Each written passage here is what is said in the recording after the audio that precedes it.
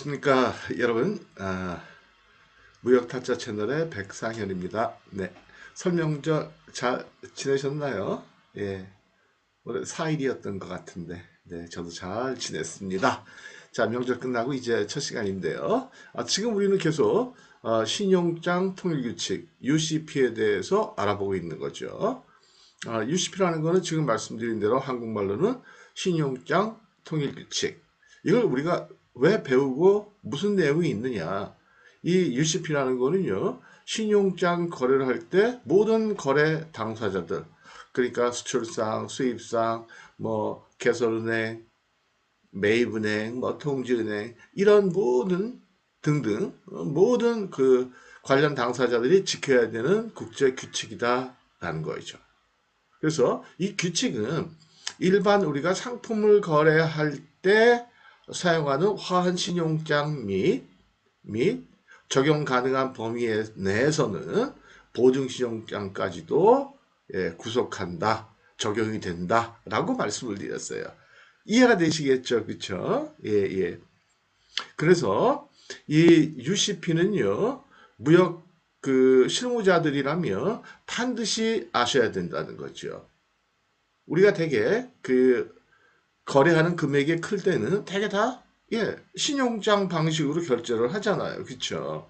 왜요? TT 방식이나 추심 같은 경우에는 이게 당사자 둘 중에 한 사람한테 굉장히 대금의 회수나 아니면 제품의 인수에 있어서 굉장히 불안할 수밖에 없다라는 거죠. 왜요? 선불 아니면 후불이니까. 근데 그러나 이 신용장이라는 거는 은행이 딱 가운데 개입을 해가지고 은행이 야 물건 네 바이한테 외상으로 줘. 근데 너 불안하잖아. 근데 불안해하지 마. 내가 돈 줄게. 라는 그러한 내용을 문서로서 만들어준 거. 일종의 계약서죠. 이게 바로 신용장이라는 거예요. 따라서 셀러 입장에서는 물건을 선적하기 전에 신용장을 받으니까 은행으로부터 받으니까 외상대금에 대한 회수에 대해서 그다지 걱정을 안 한다는 거죠. 왜요? 물건은 바이한테 줬지만 대금은 은행한테 청구해서 은행이 직접 준다고 했으니까. 그쵸? 그와 같은 약속은 뭐가 해주는 거예요? 신용장이.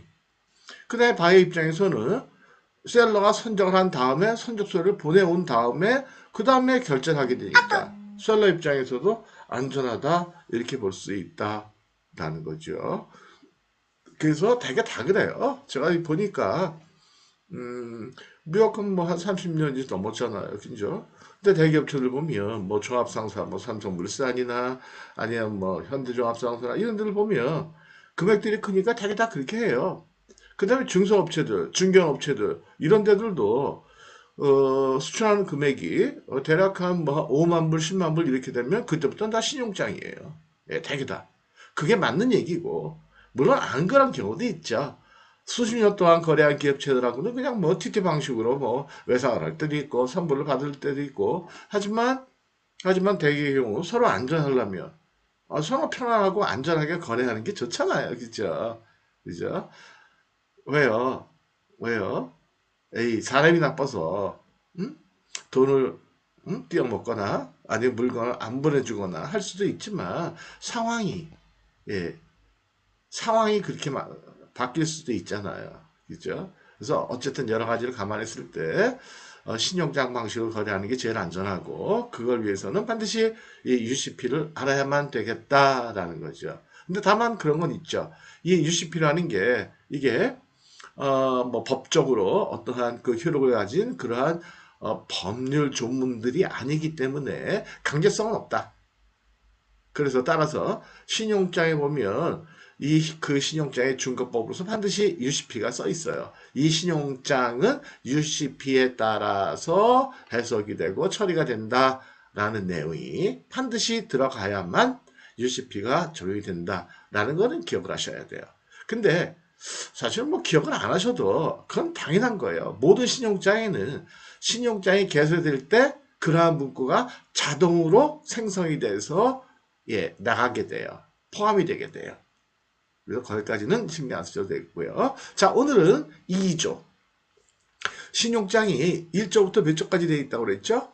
39조까지 되어 있다고 그랬어요. 39조. 그걸 우리가 이제 하나하나 살펴볼 텐데요.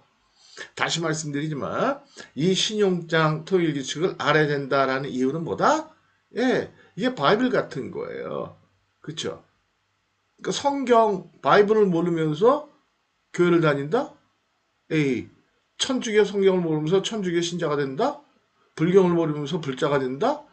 코란을 모르면서 예, 이슬람 신자가 된다? 그거 이상하잖아요. 학교 가는데 교과서를 안 가져간다? 그거 이상하잖아요. 그죠? 교과서 내용을 모른다? 말이 안 되잖아요. 그죠? 예, 똑같아요. 자, 그래서 1조 이제 지났고요. 예, 예. 1조는 뭐였어요? 21조는 우리가 지난 시간에 배운 거. 1조는 적용 범위였었죠. 그렇죠? 그래서 예, 화환신용장 및 보증신용까지도 적용이 가능한 범위 내에서는 적용이 된다라는 얘기였어요. 예. 자, 그럼 2조는 뭐냐? definition, 정의죠. 정의. 예, 올바른 거. 그거 아니고요. 예, 어떠어떠하다라는 거. 그러니까 어떠한 용어에 대한 정확한 해석이죠. 그렇죠? 그래서 여기서 나오는 정의라는 거는 이 신용장 통일규칙에서 자주 사용되는 용어는 이런 의미로 사용이 된다. 이런 의미다. 라는 거를 미리 딱 정해놓는 거예요. 법도 마찬가지잖아요. 법. 우리나라 뭐 육법이라는 게 있잖아요. 그죠? 헌법, 형사, 소송법, 형사 뭐 많잖아요. 형법 많잖아요. 그 법에도 보면 되게 1조의 목적, 2조의 용어의 정의, 사용되는 용어에 대한 정의를 딱 하고 있다는 거 마찬가지예요. 그래서 자, 여기부터 한번 읽어볼게요. 예. 오늘 서론이 너무 길었나요? 벌써 7분이 지났네. For the purpose of these rules.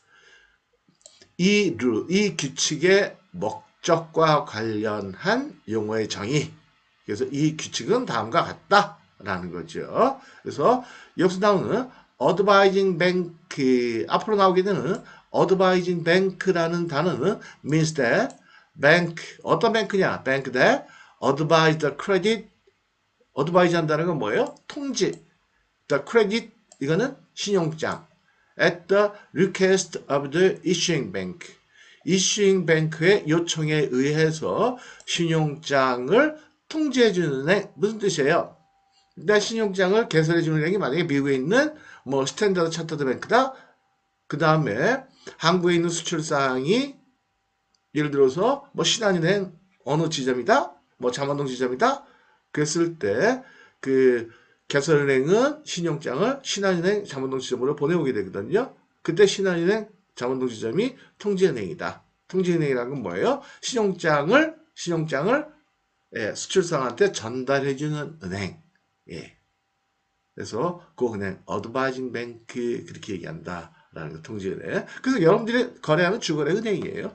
여러분들이 수출하실 때 여러분들이 만약 주거래 은행이 만약에 예를 들어서 신한은행 반포지점이다. 그러면 여러분들은 바이한테 얘기를 해주면 돼요. 이메일로 보내주면 돼요. 너 이번에 나한테 신용장 보낼 때 신한은행 반포지점으로 보내줘. 이렇게 얘기해주면 돼요. 그러면 그 여러분들 신한은행 반포은행에 여러분들한테 예, 개설은행으로부터 신용장을 받아서 여러분들한테 전화를 해줘요. 야, 신용장 받아라. 예, 그 은행을 바로 통지은행이라 그런다. 그 다음에 applicant means the party. 당사자다라는 거죠. 파티라는 당사자죠. 당사자. 예. On whose request of the credit is issued. 그래서 신용장을 발행해달라라고 요청한 당사자. 이 applicant라는 게 apply라는 단어에서 나왔잖아요. apply는 단어가 신청한다는 뜻이죠. 그래서 신용장 개설 신청이 결국은 누구예요? 수입상을 얘기하는 거예요. 수입상. 이건 뭐 몇 번 얘기해 드렸어요. 그렇죠? Banking days means a day on which a bank is regularly open at the place at which an act subject to these rules is to be performed. 그래서 이 뱅킹 데이즈라는 건 뭐냐면 은행의 영업일을 얘기하는 거죠. 은행 영업일인데 근데 어디의 영업일이냐? 행위가 이뤄지는 지역의 영업일을 의미한다라는 거죠. 예를 들어 이런 얘기예요. 행위가 이뤄진다는 거는 예를 들어서 선적소로 제시일이 20일이다. 21일이다. 라고 했을 때 선적소로 제시는 누가 하는 거예요? 수출상이. 선적소로 제시를 하는 건 뭐예요? 선적소를 은행에다 갖다 주고 돈을 받아올 때 그걸 제시라고 얘기하잖아요. 그때 만약에 20일이다. 그러면 한국에 있어서의 영업일을 얘기한다라는 거죠. 만약에 한국에 이번에 설날같이 영업 제시일이 20일인데 설날같이 이번에 명절같이 뭐 4일이 포함이 돼 있다? 그럼 4일을 빼고 그쵸? 4일을 빼야 되니까 사실은 20일이지만 거기다 4일을 더 해야 되겠죠. 24일. 그쵸? 그러니까 설날 빼고 20일이다 그런 뜻이야. 21일이다 그러면 설날 빼고 21일. 그쵸? 그러니까 설날을 빼야 되니까 실제로 적용되는 날짜는 길어지겠죠. 그쵸? 뭐 그런 얘기들이에요. 적용되는 거. 만약에 뭐 이런 게 있겠죠. 우리가 이제 여러분들이 선적하고 내고를 했는데 이 서류가 이제 수입지로 들어갔어요. 그랬을 때 개설은행이 통보하는 거, 대금을 지급할지 말지를 통보하는 거, 뭐 5일 이내다. 그럼 그거는 수입지, 만약에 수입지가 미국이었다면 미국 기준 영업일 5영업일이다라는 거예요. 휴일은 빼고, 그쵸? 그쵸? 그래서 만약에 휴일이 이틀이 포함이 됐다? 그럼 7일이 되겠죠. 그죠? 그 다음에 beneficially 이것도 뭐 계속 듣던 얘기죠. means the party 당사자다. 어떤 당사자나 in whose favor of a credit is issued. 그래서 신용장 개설에 수익을 받는 사람이다. 한국말로는 수익자다. 수혜자다. 결국은 이거는 수출상을 얘기하는 거다라는 거예요. 네. 그래서 신용장 개설로 인해서 이익을 받는 사람 그런 뜻이고요. 그 다음에 complying presentation means a presentation that is in accordance with the terms and conditions of the credit. 이 크레딧은 신용장이죠. 그 다음에 그 신용장의 조건과 terms and conditions. 그 다음에 the applicable provisions of these rules. 이 규정 중 적용 가능한 그러한 조항들. 그 다음에 and international standard banking practice. 이거 ISBP라고 그래요. 이 ISBP라는 거는 그냥 쉽게 설명해 드리면 국제표준은행 관행이라고 그래가지고요. 그동안에 신용장 관련돼 가지고 분쟁이 있던 사례들을 쭉 모아 가지고 이럴 경우에는 앞으로는 이렇게 처리하는 게 좋겠다라는 그런 일종의 지침서다. 그러니까 UCP를 보완하는 그러한 내용들을 담은 책자다 그렇게 보시면 되겠어요.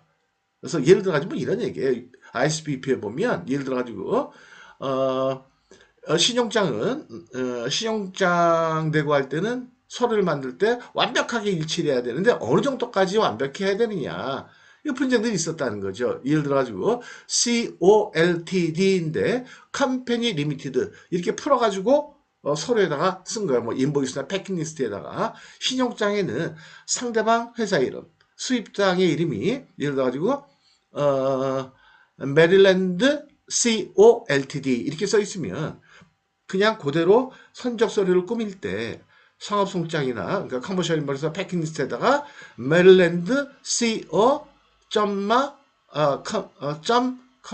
LTD 이렇게 똑같이 써야 되는데 그냥 COLTD나 뭐 컴퍼니 리미티드다. 그래서 지금 조금 더 잘 써준다고 그래가지고 컴퍼니 리미티드 이렇게 썼을 때 이게 하자냐 아니냐. 만약에 하자를 해보면 돈 지급을 못 받으니까 이런 거에 대해서 사실은 그동안에 분쟁들이 많았다는 거죠. 이런 것들은 되게 보면 사소한 하자다. 그래서 이거는 그냥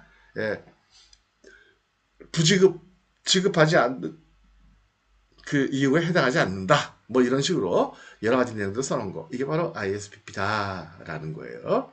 그래서 기본적으로 complying presentation 하는 거는 모든 서류를 제시할 때는 반드시 신용장이 요구한 범위 내에서 그러니까 신용장에 적혀 있는 조건대로 그 다음에 적용 가능한 범위 내에서는 UCP 그러니까 대개는 뭐 UCP까지 적용한다고 그러는데 사실은 신용장 자체에서 얘기하는 그 내용을 지키면 1차적으로는 거의 문제가 없어요. 예. 근데 표준은행 관행 이것도 내고할 때 서류 작성할 때 생각하실 필요까지는 없어요. 없고 그냥 신용장 내용만 실무적으로는 신용장 내용만 잘 파악하시면 되겠다라는 거죠. 예. 자, 그럼 오늘 여기 2조의 정의 중에 일부분만 했고요. 내일은 나머지 부분에 대해서 말씀드리도록 할게요. 근데 보니까, 예, 조회수를 보니까, 이 신용장 거래하시는 분들이 많지가 않은가 봐요. 가만 생각해 보니까 이유가 뭐냐? 첫 번째는 제 강의를 들으시는 분들이 되게, 처음 입문하시는 분들이거나 아니면, 소규모로 수출을 하시기 때문에 TT만 하셨거나, 근데 아니에요. 예. 그런 분들이라도 반드시 이 신용장을 아셔야 돼요. 왜요? 우리 맨날 거래할 때마다 몇천 불, 몇만 불 현금으로만 할 수는 없잖아요. 규모가 그렇게 작아지고 뭐 하겠어요. 그렇게 조그만 규모로 수출하려면 왜 그렇게 고생을 하고, 어? 수출을 하시냐 이거죠. 차라리 국내 내수하는 게 낫지. 그죠? 우리는 큰 건을 보고 하는 거 아니겠어요? 무역이라는 거는. 그렇잖아요. 그죠? 그럼 반드시 신용장을 아셔야 된다라는 거죠. 그래서 꼭 잘 들으셔야 돼요. 그 다음에 조회수 너무 작으니까, 이건, 제가 도와드리는 건데 제가 또 부탁도 드려야 되나요? 예. 많이 좀 부탁드릴게요. 많이 좀 날라주세요. 예. 감사합니다. 마치겠습니다.